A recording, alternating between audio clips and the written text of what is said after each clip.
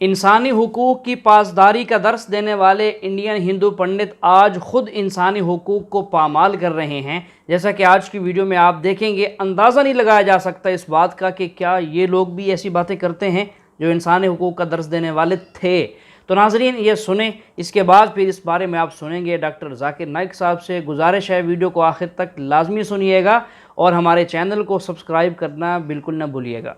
आज बहुत दुख हुआ जैसे ही पता पड़ा कि हमास नाम के टुच्चे लुच्चे लफंगे रेगिस्तानी कीड़ों का एक झुंड इजराइल के ऊपर, इजराइल के मानवतावादी लोगों के ऊपर रॉकेट लॉन्चर गिरा रहा है। मैं कहना चाहूंगा कि पूरी दुनिया एक होकर के अब इस हमास और हमास जैसी सोच रखने वाले सभी, आगे अभी मैं क्या कहूं, दुष्टों को, पापियों को, भयंकर दुनिया को नुकसान पहुंचाने वाली इस पूरी की पूरी विचारधारा को समूल नाश की ओर ले जाए। अब इन पर एटम बम गिरा दो, अब इन पर न्यूक्लियर बम गिरा दो, इनको नाश कर दो, इनका समूल नाश कर दो। जब तक दानव मौजूद है मानव सुरक्षित नहीं रहेगा। दानवों का नाश करो। ये क्या चाहते हैं लुच्चे, ये लफंगे क्या चाहते हैं? पूरी दुनिया को नरक बना करके रख दिया है। जन्नत की लालच में है, 72 हुरों की लालच में पता नहीं कैसी कैसी गंदे लीचड़ छपरी सोच वाले लोग कौन अजीब सी किताबें पढ़ पढ़ के और हुरों की लालच में उछलने वाले, बम बांध करके फूटने वाले लोग, इनका समूल नाश करना पूरी दुनिया के सभी देशों को मैं कहना चाहूंगा। और भारत के शासन को, तंत्र को भी कहूंगा कि तुरंत इजराइल का साथ दें और हमास के सभी हरामियों को नष्ट कर दें। ऐसा नष्ट करे कि ये फिर उठ ना पाए। और इजराइल के साथ इस संकट की घड़ी में हम खड़े हैं। इजराइल को और इजराइल जैसे सभी देशों को जो इन दुष्टों से, इन पापियों से, इन अत्याचारियों से, आतंकवादियों से लड़ रहे हैं छाती ठोक करके, हम सभी इनको कहते हैं अकेले नहीं हो। हिंदू, सनातनी हिंदू तुम्हारे साथ है। और सुन लो हमास वालों, जाओगे ना वापस नहीं आओगे और कोई हूर नहीं मिलेगी। सभी भाइयों और बहनों को कहना चाहूंगा कि आई सपोर्ट इजराइल, ऐसे करके साथ दीजिए इजराइल का यहीं से। सभी ऐसी भावना के साथ इजराइल को पॉजिटिव वर्ड्स भेजें कि इजराइल विजय होगा और समूल नाश होगा उन सभी दुष्ट, पापी, अत्याचारी, आतंकवादी विचारधारा वाले लोगों का। जहां जहां मौजूद हैं वहां वहां नष्ट होंगे। कुछ टेररिस्ट लोग ने इस्लाम को बदनाम किया है और आपने कहा कि हम अच्छा काम कर रहे हैं, हक को फैला रहे, अमन को फैला रहे।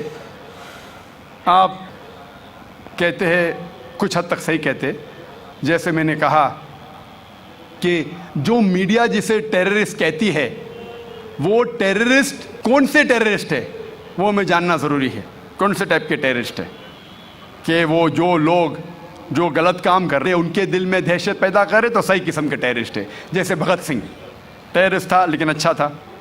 उस तरीके से अगर कोई मुसलमान गलत लोगों के साथ लड़ रहे हैं हक के लिए तो सही है। लेकिन मैं ये भी जानता हूँ कि there are black sheep in a community. कुछ मुसलमान सिर्फ नाम के लिए, और अक्सर लोग समझते, ना ही गैर मुस्लिम, मुसलमान भी समझते हैं, वो जिहाद क्या समझते हैं। अगर कोई भी मुस्लिम किसी वजह से लड़ रहा है, चाहे वो ज़ाती फ़ायदे के लिए हो, चाहे वो नाम के लिए हो, चाहे पैसा के लिए हो, चाहे ज़मीन के लिए, उसे कहते हैं जिहाद।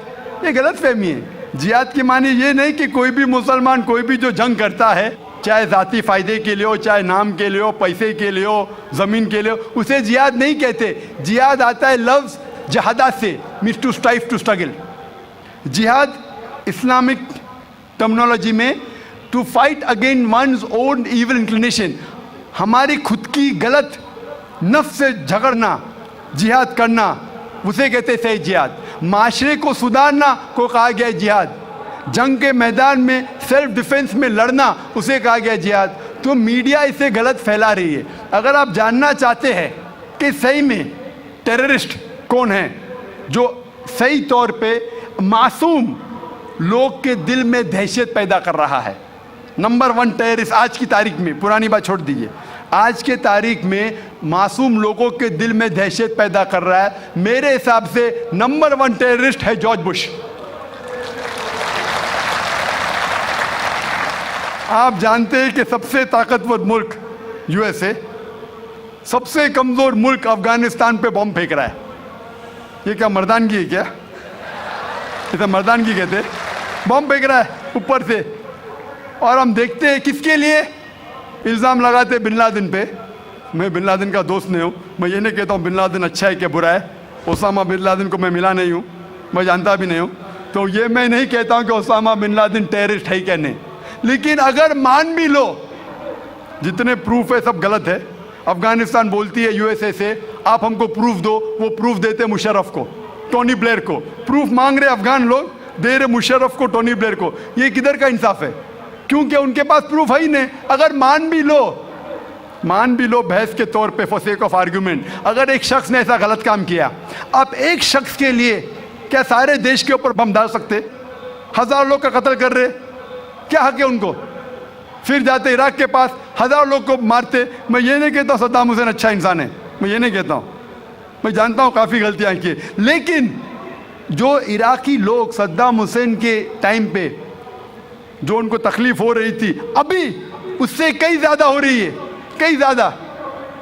कौन कर रहा है? George Bush. ये तो मैंने 5 साल पहले कहा था ऑस्ट्रेलिया में, जब मुझे अमेरिकन कॉन्सुलेट ने पूछा था सवाल कि do you consider Osama bin Laden terrorist, तो मैंने उस वक्त कहा था, चंद महीने बाद, 2-3 महीने बाद, 11 सितंबर के बाद, I consider number 1 terrorist to be George Bush, और हेडलाइंस में आया था। आज तो कई लोग कहते हैं कि जॉर्ज बुश टेररिस्ट नंबर 1 है। अमेरिका में भी जब एक सर्वे हुआ था, एक प्राइवेट ऑर्गेनाइजेशन ने सर्वे की थी यूएसए में, जानने के लिए 3 नाम दिए उनने, कौन सबसे बड़ा टेररिस्ट है, Osama bin Laden, Saddam Hussein या जॉर्ज बुश। नंबर 1 हमेशा जॉर्ज बुश है। गैर मुस्लिम भी कहते हैं सबसे नंबर 1 टेररिस्ट है जॉर्ज बुश। सबसे लोएस्ट परसेंटेज उसको मिला 73%, और कुछ लोग ने 78% लोग ने कहा कि टेररिस्ट नंबर 1 जॉर्ज बुश। अभी उन्हें पता लग रहा है 5 साल बाद, 6 साल बाद, मैं तो पहले कहा था। तो आप मुझसे पूछेंगे कि ये मीडिया ऐसे लोग को लेके उछाल रही है और मीडिया बदनाम कर रही, जो हालात हो रही है, कोई भी मजहबी, चाहे टेम्पल हो, चाहे चर्च हो, चाहे मस्जिद हो, कुरान में लिखा है उसको डिस्ट्रॉय नहीं करना चाहिए। कोई भी, कुरान की आयत है, do not destroy temples, churches, places of worship, गलत है, तो कुरान में भी लिखा है। तो कोई भी शख्स ये करता है, टेम्पल या मस्जिद या मोनेस्ट्रीज या सिनेगॉग्स को तोड़ता है, तो ये इंसानियत के खिलाफ है और कुरान मजीद के खिलाफ भी है। ये अपना हिंदुस्तान में जो है, पहले हिंदुज़म आया, बाद में बुद्धिज़्म आया, बाद में जैनिज़्म आया, और लास्ट में जाके सिखिज़्म आया। ये सब में कभी भी ऐसा झगड़ा लफड़ा बिपड़ा कुछ भी नहीं हुआ। इधर से जितना भी आया, जैसा जूइश है, बाद में क्रिश्चियंस है, बाद में इस्लाम है, ये तीनों में 1400 साल होने के बाद भी अभी तक क्यों लड़ाई झगड़े हैं? पहला सवाल ये है। दूसरा सवाल, आप जो टेररिस्ट का को जो भी कुछ डेफिनेशन दिए वो तो ठीक है, जान दे दो, मगर टेररिस्ट लोग इस्लाम को बदनाम करते, कुछ भी हो आप उसके अगेंस्ट ये जो काम कर रहे हैं ये बहुत अच्छा है। दूसरी बात, ये अभी जो इराक में वो अच्छा काम नहीं किए, कोई भी हो, मुसलमान हो, हिंदू हो, रिलीजियस प्लेसेस को ऐसा नहीं करना चाहिए। जरा बराबर से सवाल। भाई साहब ने 2 सवाल पूछा है। पहला सवाल पूछा है कि हिंदुस्तान में पहले हिंदू धर्म आया, हिंदुज़म आया, फिर बुद्धिज़्म आया, फिर जैनिज़्म आया, फिर सिखिज़्म आया, लफड़ा झगड़ा नहीं हुआ।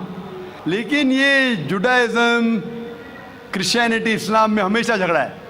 क्यों? आप शायद अपने मज़हब के बारे में नहीं जानते। आपने महाभारत पढ़ी? महाभारत पढ़ी आपने? पूरी महाभारत में झगड़ा ही झगड़ा है।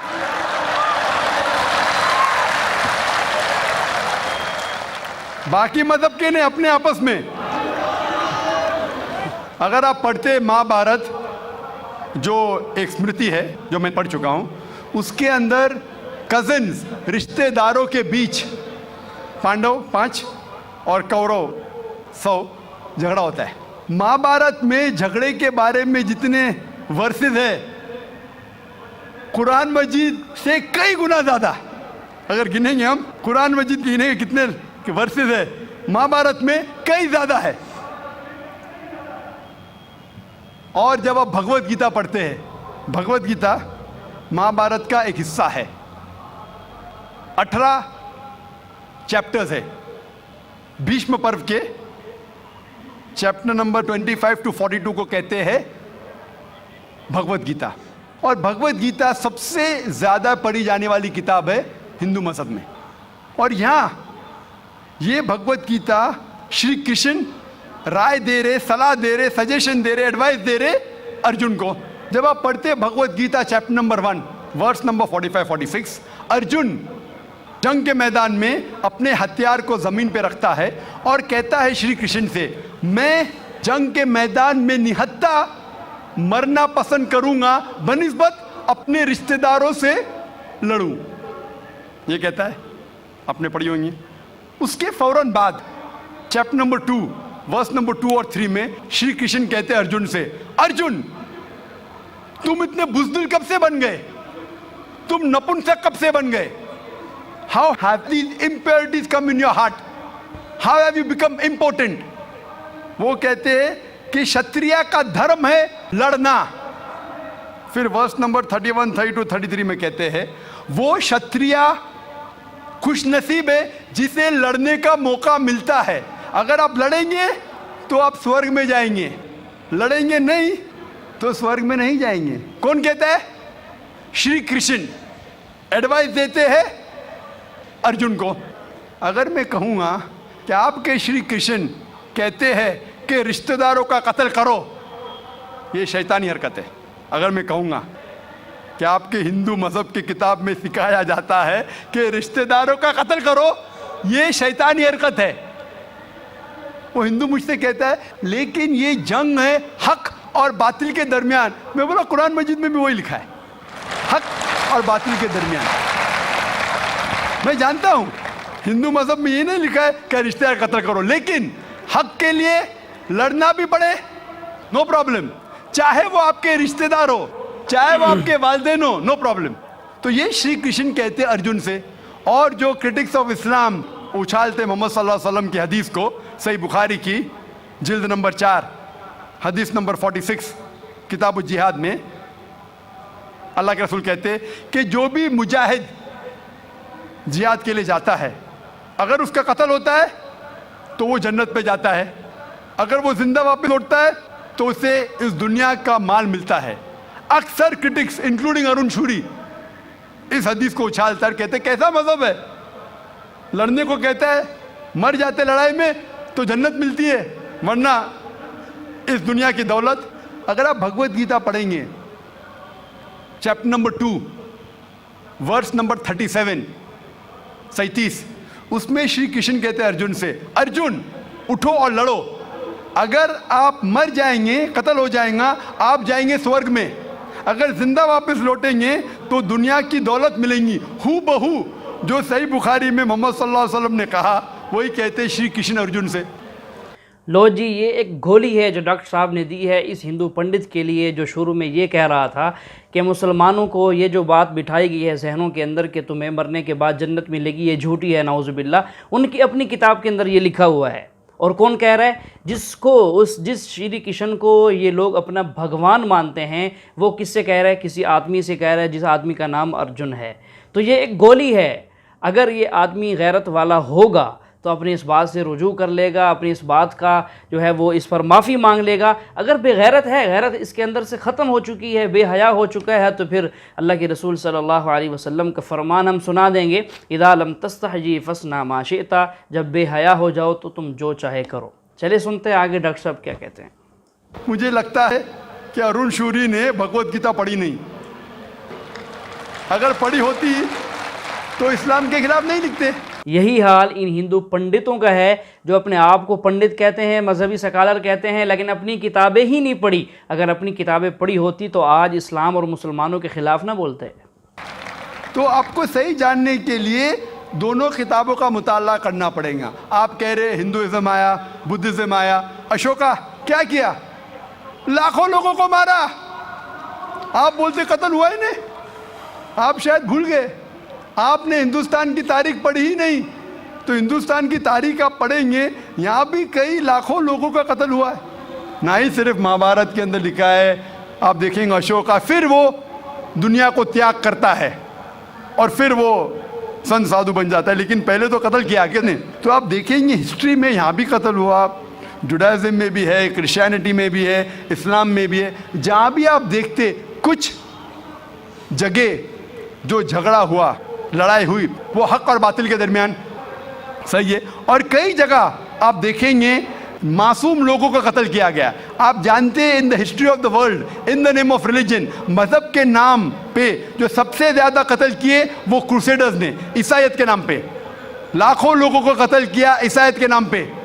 अगर आप देखेंगे एक शख्स जिसने सबसे ज़्यादा कत्ल किया दुनिया में, कौन है?